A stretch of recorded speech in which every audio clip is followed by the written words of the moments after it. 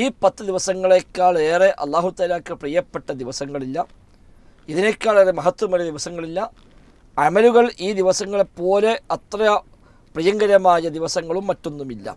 ഇത് അറഫയുടെ പകലിൽ അസറിന് ശേഷം കൂടുതൽ നബി സല്ലല്ലാഹു അലൈഹി വസല്ലം വർദ്ധിപ്പിക്കാറുണ്ടായിരുന്ന ദുആ ആണ്. ഇങ്ങനൊരു ദുആ സ്വീകാര്യമായി കിട്ടിയ ദുആ അല്ല. എന്നാൽ നബി സല്ലല്ലാഹു അലൈഹി വസല്ലമ പലപ്പോഴും അധികരിപ്പിച്ചിരുന്ന പ്രാർത്ഥന ഏതാണ്? ഇപ്പോൾ റബ്ബന ആതിനാ ഫിദ്ദുനിയ എന്നുള്ള പ്രാർത്ഥന, അല്ലാഹുമ്മ യാ മുഖല്ലിബൽ ഖുലൂബ് എന്നുള്ള പ്രാർത്ഥന, ഇതൊക്കെ നമുക്ക് ഹദീസുകളിൽ കാണാം.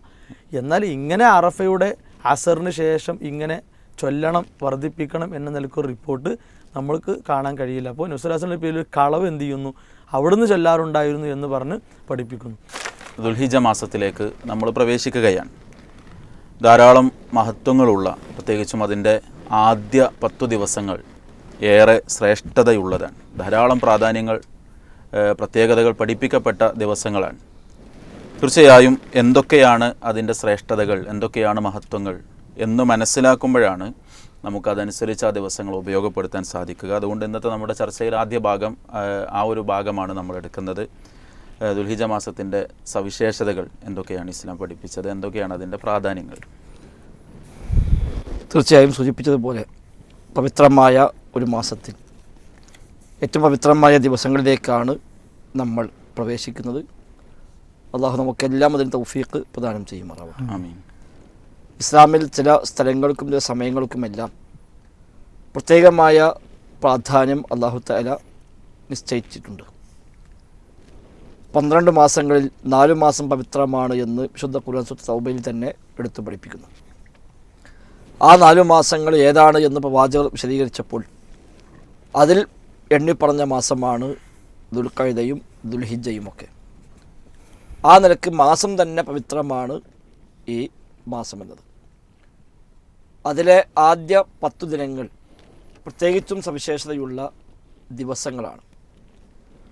അല്ലാഹു തആല വിശുദ്ധ ഖുർആനിൽ സൂറത്ത് ഫജ്റിൽ ഈ ദിവസങ്ങളെ കൊണ്ട് സത്യം ചെയ്തു പറഞ്ഞത് കാണാൻ കഴിയും. വൽ ഫജ്ർ വലയാലിൻ അശ്ർ, പ്രഭാതം തന്നെയാണ് സത്യം, 10 രാത്രികൾ തന്നെയാണ് സത്യം. ആ 10 രാത്രികൾ കൊണ്ട് ഉദ്ദേശിക്കുന്നത് റമദാനിലെ 10 അല്ല, ഈ ദുൽഹിജ്ജയിലെ ആദ്യ 10 ദിവസങ്ങളാണ് എന്നാണ് ഏറ്റവും പ്രബലമായ ഖുർആൻ വ്യാഖ്യാതാക്കളുടെ അഭിപ്രായം. അപ്പോൾ എന്തുകൊണ്ട് ദുൽഹിജ്ജയിലെ 10 ദിവസങ്ങൾക്ക് ഇത്ര വലിയ മഹത്വമുണ്ടായി? വിശ്വപ്രസിദ്ധ പണ്ഡിതനും സ്വഹീഹ് ബുഖാരിയുടെ വ്യാഖ്യാതാവുമായ ഇബ്നു ഹജർ അൽ അസ്ഖലാനി റഹിമഹുല്ലാ അദ്ദേഹത്തിൻ്റെ ഫത്ഹുൽ ബാരിയിൽ പറയുന്നത് കാണാൻ കഴിയും. വല്ലദി യദ്ഹറു അന്ന സബബ ഫി ഇംതിയാസി അശ്രി ദുൽ ഹിജ്ജ ലിമകാനി ഇജ്തിമാഇ ഉമ്മഹാത്തുൽ ഇബാദത്തി ഫീഹി എന്നാണ്. ഉമ്മഹാത്തുൽ ഇബാദ, മുഖ്യമായ ആരാധനകൾ, അതെല്ലാം സംഗമിക്കുന്ന ദിവസങ്ങളാണ് ഈ ദിവസങ്ങൾ. അഥവാ വഹിയ അസ്വലാത്തു വസ്സിയാമു വസ്സദഖത്തു വൽ ഹജ്ജു, നിസ്കാരം, നോമ്പ്, ദാനധർമ്മങ്ങൾ, ഹജ്ജ്, ഇങ്ങനെ മുഖ്യമായ ആരാധനകൾ എല്ലാം സംഗമിക്കുന്ന സമയം. വലാ യതഅത്താ ദാലിക ഫീ ഗൈരി, ഇതല്ലാത്ത ഒരു സമയത്തും ഇത് എല്ലാം കൂടെ സംഗമിക്കുന്നില്ല. നിസ്കാരമുണ്ട്, നോമ്പുണ്ട്, സക്കാത്ത്, നിർബന്ധമായ ദാനധർമ്മവും അല്ലാത്ത ദാനധർമ്മവും എല്ലാമുണ്ട്, ഹജ്ജുമുണ്ട്, ഉംറയുമുണ്ട്. ഇങ്ങനെ മുഖ്യമായ ആരാധനകൾ എല്ലാം സംഗമിക്കുന്ന ഒരു സമയം എന്ന നിലയ്ക്ക് തന്നെ ഇതിന് ഏറെ മഹത്വമുണ്ട്. റസൂലുള്ളാഹി സ്വല്ലല്ലാഹു അലൈഹി വസല്ലം തങ്ങൾ പഠിപ്പിച്ചു, ഈ 10 ദിവസങ്ങളിൽ ചെയ്യുന്ന അമലുകളാണ് മറ്റേത് ദിവസങ്ങളിലെ അമലിനേക്കാളും അല്ലാഹു തആലക്ക് ഏറ്റവും പ്രിയപ്പെട്ടത്. ഹദീസിൽ കാണാം, മാ മിൻ അയ്യാമിൻ അഅ്ളമു ഇൻദല്ലാഹി വലാ അഹബ്ബു ഇലൈഹി വൽ അമല ഫീഹിന്ന മിൻ ഹാദിഹിൽ അയ്യാമിൽ അശ്ർ. ഈ 10 ദിവസങ്ങളെക്കാൾ ഏറെ അല്ലാഹു തആലക്ക് പ്രിയപ്പെട്ട ദിവസങ്ങളില്ല, ഇതിനേക്കാളേറെ മഹത്വമേറിയ ദിവസങ്ങളില്ല. അമലുകൾ ഈ ദിവസങ്ങളെപ്പോലെ അത്ര പ്രിയങ്കരമായ ദിവസങ്ങളും മറ്റൊന്നുമില്ല. അതിനാൽ ഫഅക്സിറു ഫീഹിന്ന മിനത്ത് തഹ്ലീലി വത്തക്ബീരി വത്തഹ്മീദ്, നിങ്ങൾ ആ ദിവസങ്ങളിൽ ലാ ഇലാഹ ഇല്ലല്ലാഹ്, അല്ലാഹു അക്ബർ, അൽഹംദുലില്ലാഹ് തുടങ്ങിയ ദിക്റുകൾ നിങ്ങൾ വർദ്ധിപ്പിക്കുക എന്ന് നബി ഞങ്ങൾ പറയുന്ന ഹദീസ് നമുക്ക് സ്വഹിയായി ഉദ്ധരിക്കപ്പെട്ട് കിട്ടിയത് കാണാൻ കഴിയും. ഇബ്നു ഖയ്യിം റഹിമഹുല്ലാ പറയുന്നു, ഈ ദിവസങ്ങൾ ഇതിൽ ഏറ്റവും മഹത്വമേറിയ അൽ ഇക്സാറു മിന തഅബ്ബുദ്, ഇബാദത്തുകൾ വർദ്ധിപ്പിക്കുക എന്നാണ് ഈ ദിവസങ്ങളിൽ മഹത്വമേറിയത്. ലാസിയമ അത്തക്ബീറു വത്തഹ്ലീലു വത്തഹമീദ്, വിശിഷ്യ ദിക്റുകൾ, ലാ ഇലാഹ ഇല്ലല്ലാഹ്, അല്ലാഹു അക്ബർ, അൽഹംദുലില്ലാഹ് തുടങ്ങിയവ. കാരണം ഫഹുവ അഫ്ളലു മിനൽ ജിഹാദി ഗൈരിൽ മുതഅയ്യിൻ, ഫർള് ഐനായ ജിഹാദിനേക്കാളേറെ ഇത് ശ്രേഷ്ഠമാണ് ഈ കാര്യങ്ങൾ എന്ന് ഇബ്നു ഖയ്യിം റഹിമഹുല്ലാ ഈ ഹദീസുമായി ബന്ധപ്പെടുത്തിക്കൊണ്ട് അദ്ദേഹം അത് പറഞ്ഞത് കാണാൻ കഴിയും. അപ്പോൾ ഇങ്ങനെ വിശുദ്ധ ഖുർആനും പ്രവാചക വചനങ്ങളിലും അഹ്ലുസുന്നയുടെ പണ്ഡിതന്മാരുടെ ഉദ്ധരണികളുമെല്ലാം ധാരാളമായി എടുത്തു പറഞ്ഞ ഒന്നാണ് ഈ ദിവസങ്ങൾ. ഷെയ്ഖുൽ ഇസ്ലാം ഇബ്നു തൈമിയ്യ റഹിമഹുല്ലാ അദ്ദേഹത്തിൻ്റെ ഫതാവയിൽ അദ്ദേഹം പറഞ്ഞത് കാണാൻ കഴിയും ഈ ദിവസങ്ങളെക്കുറിച്ച്. വസ്തിആബു അശ്ദിൽ ഹിജ്ജ ബിൽ ഇബാദത്തി ലൈലൻ വനഹാറ, ദുൽഹിജ്ജയിലെ 10 ദിവസങ്ങൾ രാവും പകലുമെല്ലാം ഇബാദത്ത് കൊണ്ട് സമ്പന്നമാക്കുക എന്നത് അഫ്ളലു മിൻ ജിഹാദിൻ ലം യദ്ഹബ് ഫീഹി നഫ്സുഹു വമാലുഹു, സമ്പത്തും ശരീരവും നഷ്ടപ്പെടാത്ത ജിഹാദിനേക്കാളും അഫ്ളൽ ഇതാണ്. കാരണം ഹദീസ് വന്നു, അല്ലാഹുവിന്റെ മാർഗ്ഗത്തിൽ ജിഹാദിന് പോവുകയും സമ്പത്തും ശരീരവും പൂർണ്ണമായി ത്യജിക്കുകയും ചെയ്താൽ അവന് മാത്രമേ ഈ ദിവസങ്ങളിൽ അമൽ ചെയ്യുന്ന ആളേക്കാൾ സ്ഥാനത്തേക്ക് എത്താൻ കഴിയുകയുള്ളൂ. അതുകൊണ്ടാണ് ഷെയ്ഖുൽ ഇസ്ലാം പറയുന്നത് സമ്പത്തും ശരീരവും ത്യജിക്കേണ്ടി വരാത്ത ഒരു ജിഹാദ് ആ ജിഹാദിനേക്കാളും അഫ്ളലാണ്. വൽ ഇബാദത്തു ഫീ ഗൈരിഹി തഅദിലുൽ ജിഹാദ ലിൽ അഖ്ബാരി സ്വഹീഹത്തിൽ മശ്ഹൂറ, അല്ലാത്ത ദിവസങ്ങളിലെ ഇബാദത്തുകൾ ജിഹാദിനോട് സമമാണ്, ഈ ദിവസങ്ങളിലെ ഇബാദത്തുകൾ ജിഹാദിനേക്കാളും ശ്രേഷ്ഠവുമാണ് എന്നാണ്. അപ്പോൾ ഈ നിലയ്ക്ക് നോക്കുമ്പോൾ ധാരാളം മഹത്വമുള്ള ദിവസങ്ങളാണ് ദുൽഹിജ്ജ 1 മുതൽ 10 വരെയുള്ള ദിവസങ്ങൾ. ഏത് അമലും വർദ്ധിപ്പിക്കാം, ഇന്നതെന്ന് പ്രത്യേകമില്ല, ഏത് അമലും വർദ്ധിപ്പിക്കാം. ഹദീസിൽ പ്രത്യേകം എടുത്തു പറഞ്ഞ അമലാണ് തഹ്മീദ്, തഹ്ലീല്, തക്ബീറുകളൊക്കെ. ഇത് അമലായി ഇബാദത്തായി പഠിപ്പിക്കപ്പെട്ട ഏതും നമുക്ക് ഈ ദിവസങ്ങൾ വർദ്ധിപ്പിക്കാം. സ്വലാത്ത് നമുക്ക് വർദ്ധിപ്പിക്കാം, മറ്റു ദിക്റുകൾ വർദ്ധിപ്പിക്കാം, അതുപോലെ സ്വതക്ക ദാനധർമ്മങ്ങൾ വർദ്ധിപ്പിക്കാം. നോമ്പ് ഒട്ടുമിക്ക അമലിനേക്കാളും മഹത്വമേറിയ അമലാണല്ലോ നോമ്പ് എന്നുള്ളത്. ഒറ്റ ദിവസം നോമ്പെടുത്താൽ തന്നെ 70 കാലം നരകത്തുന്ന അയാളുടെ മുഖത്ത് അല്ലാഹു തആല അകറ്റുമെന്നൊക്കെ ഹദീസിൽ പഠിപ്പിക്കപ്പെട്ടിട്ടുണ്ട്. ആ നിലക്ക് നോമ്പ് നമുക്ക് വർദ്ധിപ്പിക്കാം. മറ്റു വിശുദ്ധ ഖുർആൻ്റെ പാരായണം, അതേപോലെ നന്മ കൽപ്പിക്കൽ, തിന്മ വിരോധിക്കൽ തുടങ്ങി ഏതെല്ലാം അമലുകളുണ്ടോ പണ്ഡിതന്മാർ എണ്ണി പറഞ്ഞ് അവസാനം പറഞ്ഞു കാണാം ലുസൂമുൽ മസാജിദ്, പള്ളികളിൽ പോയി കൂടൽ പോലും ഈ ദിവസങ്ങളിൽ പ്രത്യേകമായി നമുക്ക് ചെയ്യാം. അതുപോലെ സുന്നത്തായ നിസ്കാരങ്ങൾ നമുക്ക് പ്രത്യേകമായി വർദ്ധിപ്പിക്കാം. പ്രവാചകൻ സ്വർഗത്തിലേക്ക് അടുക്കാനുള്ള വഴി പറഞ്ഞപ്പോൾ അതിൽ പറഞ്ഞ ഒന്ന് സുജൂദ് വർദ്ധിപ്പിക്കുക അഥവാ നിസ്കാരം വർദ്ധിപ്പിക്കുക എന്നാണ്. അപ്പോൾ ആ നിലക്കുള്ള ദിക്റുകൾ, ദുആകൾ, തസ്ബീഹുകൾ, ഖുർആൻ പാരായണം തുടങ്ങി നോമ്പും ദാനധർമ്മങ്ങളും അടക്കം ഏത് ഇബാദത്തുകളും പ്രത്യേകമായി വർദ്ധിപ്പിക്കാൻ പറ്റിയ ദിവസങ്ങളാണ് ഈ ദിവസങ്ങൾ. അതേപോലെ ഉദ്ഹിയ്യത്ത് ഈ ദിവസങ്ങളിൽ വരുന്ന ദുൽഹിജ്ജ 10 മുതൽ 13 വരെയുള്ള ദിവസങ്ങളിൽ വരുന്ന പ്രത്യേകമായ അമലാണ് ഉദ്ഹിയ്യത്ത് എന്ന് സാന്ദർഭികമായി സൂചിപ്പിക്കാനുള്ളത്.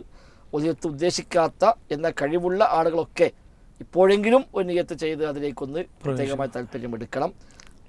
ഉദ്ഹിയ്യത്ത് നിയ്യത്തുള്ള ആളുകൾ ദുൽഹിജ്ജ 1 പ്രവേശിച്ചു കഴിഞ്ഞാൽ നാളെ മഗ്‌രിബോട് കൂടി മാസപ്പിറവി ദൃശ്യമായി നാം അഥവാ ദുൽഹിജ്ജയ്ക്ക് പ്രവേശിക്കുകയാണെങ്കിൽ നാളെ മഗ്‌രിബ് മുതൽ, അല്ലെങ്കിൽ 30 പൂർത്തിയായി കിട്ടിയാൽ മറ്റന്നാൾ മഗ്‌രിബ് മുതൽ പിന്നെ അവർ നഖം വെട്ടുക, മീശ വെട്ടുക, മുടി വെട്ടുക തുടങ്ങിയ കാര്യങ്ങളൊന്നും ചെയ്യാൻ പാടില്ല.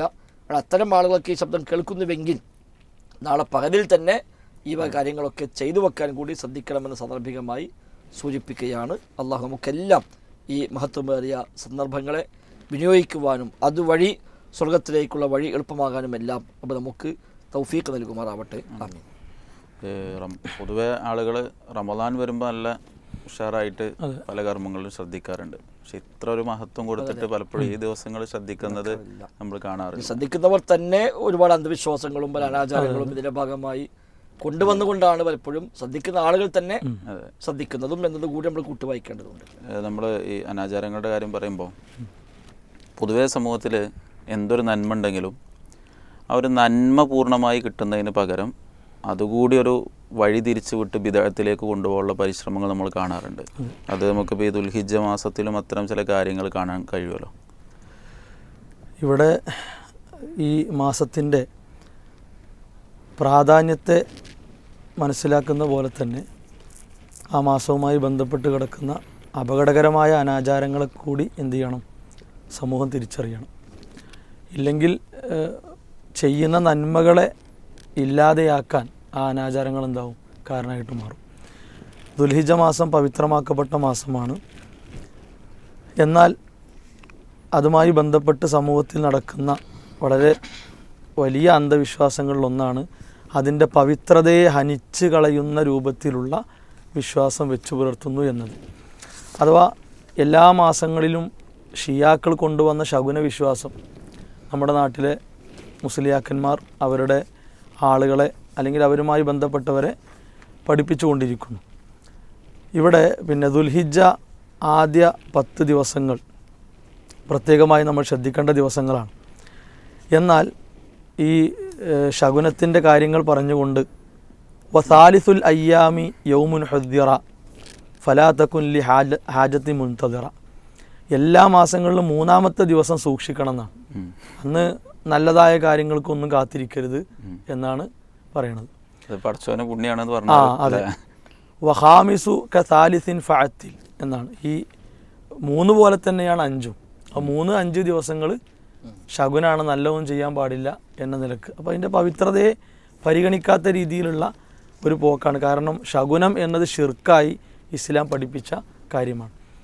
മറ്റൊന്ന് സൂറത്തുൽ ഫജ്ർ. ഇപ്പോൾ ദുൽഹിജ്ജയുടെ ശ്രേഷ്ഠത പഠിപ്പിക്കുന്ന 10 ദിവസങ്ങളെ ശ്രേഷ്ഠത പഠിപ്പിക്കുന്ന സൂറത്താണ് സൂറത്തുൽ ഫജ്ർ. ആ സൂറത്തുൽ ഫജ്ർ ഓരോ രാത്രികളിലും നിർബന്ധമായി ഒരു തവണ ഓതണം.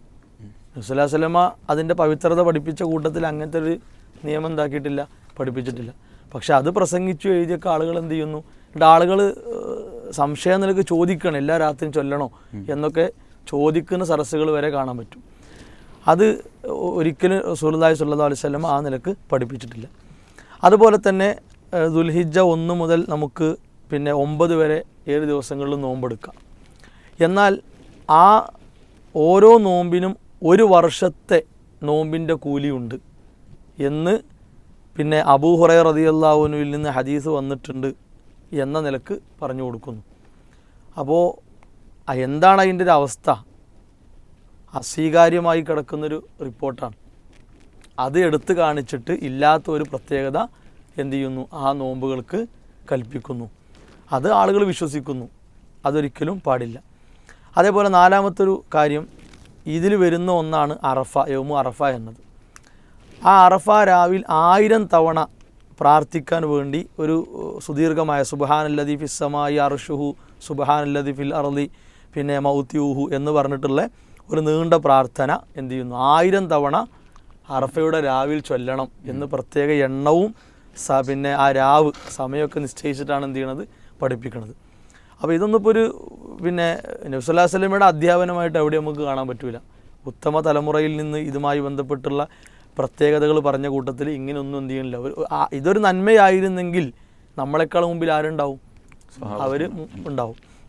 മറ്റൊന്ന് 5-മത്തെ ഒരു പ്രശ്നം, അറഫയുടെ പകലിൽ എന്ത് ചെയ്യണം, പകലിൽ പിന്നെ പ്രത്യേകം അസർ നിസ്കാര ശേഷം ഖിബിലക്ക് തിരിഞ്ഞ് 100 പ്രാവശ്യം എന്ത് ചെയ്യണം, പറയാൻ വേണ്ടി ലാ ഇലാഹ ഇല്ലല്ലാഹു വഹ്ദഹു ലാ ശരീക ലഹു ലഹുൽ മുൽക്കു വലഹുൽ ഹംദ് എന്ന പ്രാർത്ഥന, പിന്നെ സൂറത്തുൽ ഇഖ്ലാസ് 100 തവണ, എന്നിട്ട് അല്ലാഹുമ്മ സ്വല്ലി അലാ സയ്യിദനാ മുഹമ്മദ് 100 തവണ, ഇങ്ങനെ അതിന് പുറമെ സൂറത്തുൽ ഹഷർ കഴിയുന്നത്ര വർദ്ധിപ്പിക്കണം. ഇങ്ങനെ ഇല്ലാത്ത കുറേ, അപ്പോൾ രാവിലും പകലിലും പ്രത്യേകമായിട്ട് എന്ത് ചെയ്യുന്നു, എണ്ണം നിശ്ചയിച്ചുകൊണ്ട് കാര്യങ്ങൾ നിശ്ചയിച്ചുകൊണ്ട് പഠിപ്പിക്കുന്നു.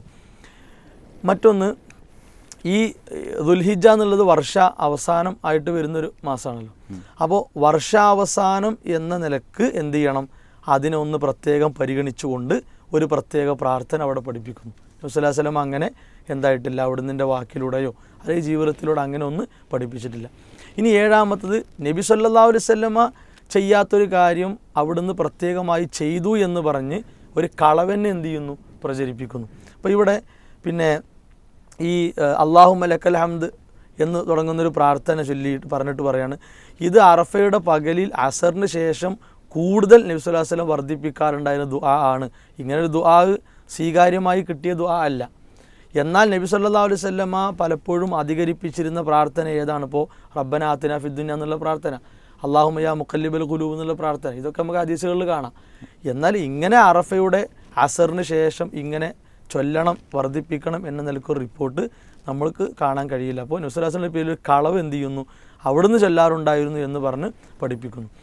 അതേപോലെ 8-മത്തെ ഒരു പ്രശ്നം, എല്ലാ മാസങ്ങളിലുള്ള പോലെ തന്നെ ഇല്ലാത്ത കുറേ ആണ്ടും അതേപോലെ തന്നെ ആഘോഷങ്ങളും മറ്റുമൊക്കെ ഈ പവിത്രമാക്കപ്പെട്ട മാസത്തിൽ ഇവരെന്ത് ചെയ്യുന്നു, കൊണ്ടാടുന്നു.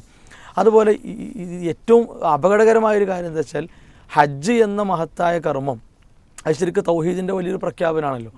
ഹജ്ജുമായി ബന്ധപ്പെട്ട ഓരോ കാര്യങ്ങളും എടുത്തു നോക്കിയാൽ തൗഹീദിനെ അടയാളപ്പെടുത്താത്ത ഒരു കാര്യവും അതിലില്ല.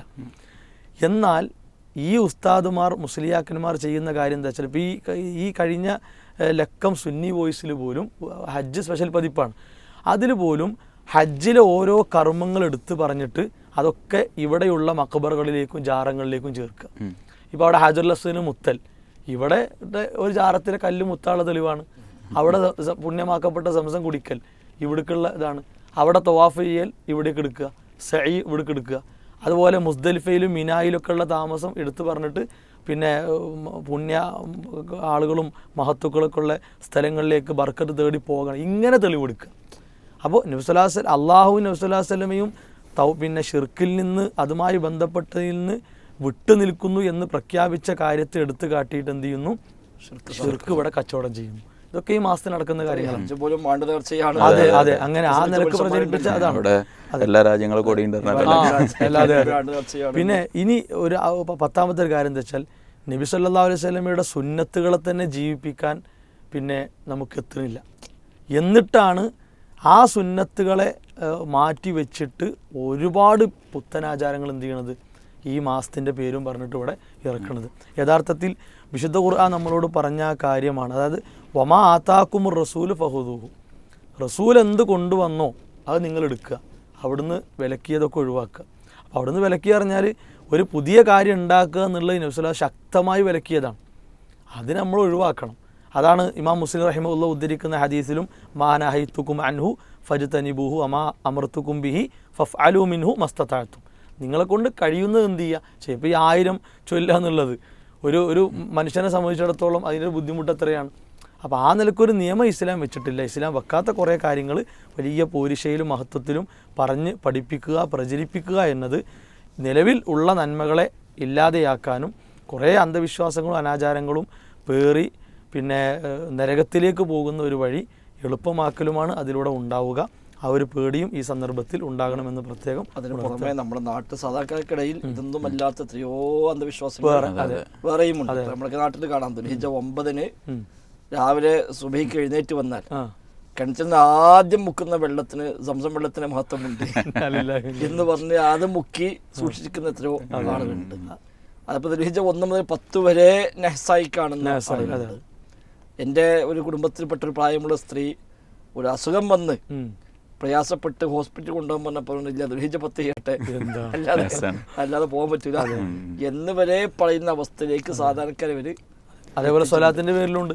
സ്വലാത്ത് നമുക്ക് അധികരിപ്പിക്കാം, പക്ഷെ ഇല്ലാത്ത കുറേ സ്വലാത്തുകൾ ഈ ദിവസങ്ങളിൽ എടുത്ത് കാട്ടിയിട്ട് ചൂഷണം അത് വേറുണ്ട്. ഇവിടെ പലപ്പോഴും സംഭവിക്കണം എന്താ വെച്ചാൽ ഇപ്പോൾ നേരത്തെ പറഞ്ഞ പോലെ സല്ലല്ലാഹു അലൈഹി വസല്ലം കൊണ്ടുവന്നത് എടുക്കലും വിരോധിച്ചതെന്ന് വിട്ടു നിൽക്കലാണ്. നേർവിപരീതമാണ് പലപ്പോഴും സംഭവിക്കുന്നത്. നബി സല്ലല്ലാഹു അലൈഹി വസല്ലം നമ്മൾ പറഞ്ഞു ഈ ദിവസങ്ങൾ പ്രത്യേകിച്ച് ഈ മാസം തന്നെ പുണ്യമുള്ള മാസമാണ്, അതിലേറെ ശ്രേഷ്ഠതയാണ് ഈ 10 ദിവസം. നേരത്തെ പറഞ്ഞ പോലെ നേരെ വിപരീതമായിട്ട് ഒരു നന്മയും ചെയ്യാൻ പറ്റാത്ത ദിവസങ്ങളായി ഈ ദിവസങ്ങളെ ചിത്രീകരിക്കുന്നു എന്നുള്ളൊരു നേരെ വിപരീതമായി കൊണ്ട് കാര്യങ്ങൾ ചെയ്യുക എന്നുള്ളത് കൂടി നമ്മളിവിടെ കാണുന്നുണ്ട്. ഏതായാലും ഖുർആനും സുന്നത്തും പഠിപ്പിച്ച നിലപാടുകളിലേക്ക് എത്തുക എന്നുള്ളതാണ് വിശ്വാസികൾ എന്ന നിലക്ക് നമ്മൾ ശ്രദ്ധിക്കേണ്ടത്.